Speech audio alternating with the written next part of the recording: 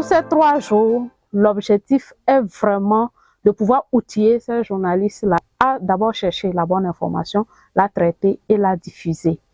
Et aussi, au cours de ces 3 jours, nous aurons à revenir sur la production et il est prévu même des productions qui seront diffusées en synchronisation au sein de nos organisations.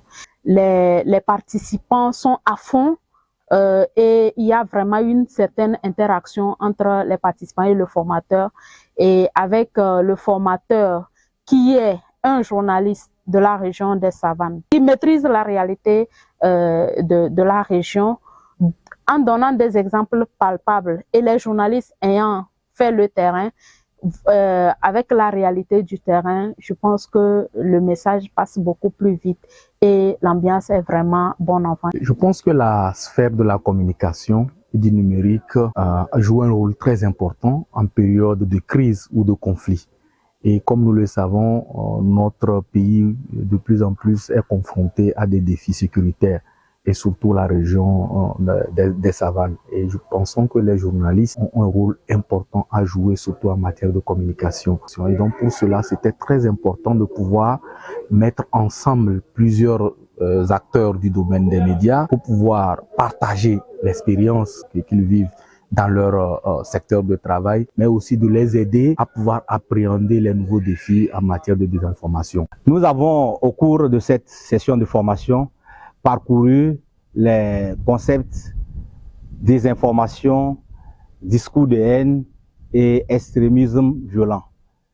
Dans ce sens, nous avons montré aux journalistes leur rôle dans la lutte contre la désinformation, dans la propagation des discours de haine et également leur rôle dans le contexte d'extrémisme violent.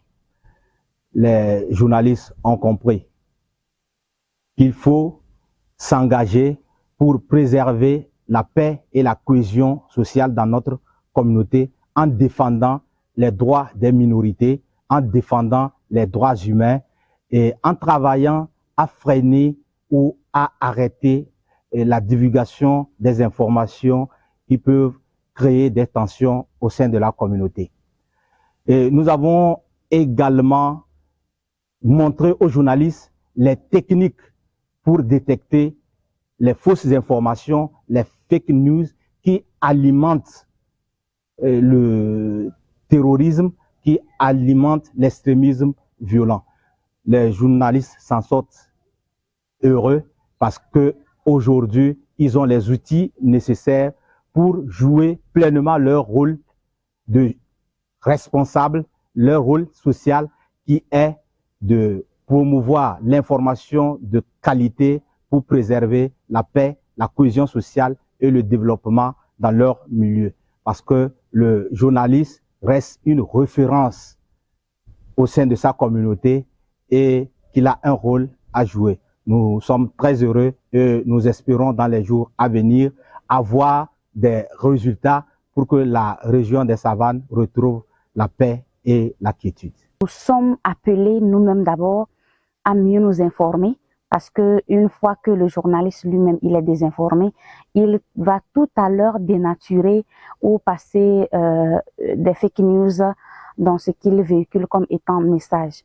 La raison pour laquelle je dis que cette formation vient à point nommé, parce que cela vient nous outiller, nous donner les informations nécessaires pour pouvoir d'abord connaître nous-mêmes notre rôle dans cette lutte-là, pour espérer informer en retour nos populations pour la paix, la cohésion sociale dans notre pays et particulièrement dans la région des Savanes. La désinformation est une stratégie pour pouvoir manipuler la population.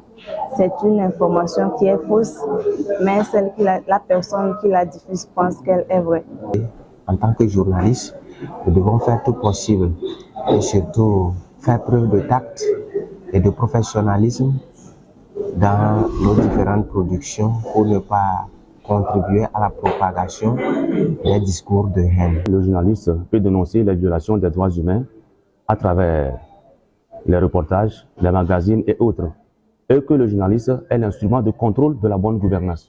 Nous constatons que peut-être certains journalistes ou certains médias, peut-être en période de crise, ne jouent pas bien ce rôle-là. Ils donnent des fausses informations, des informations qui suscitent la haine, qui suscitent des révoltes et qui amènent la guerre, qui amènent beaucoup de choses. Et aussi les autres moyens de communication, par exemple actuellement le WhatsApp, le Facebook, sur lesquels on transfère des messages de haine, des messages qui invitent à la révolte, qui suscitent de la panique. Et voilà, en quelque sorte, ce qui peut entraîner, qui peut causer davantage la haine, qui peut causer davantage des ennuis à la population.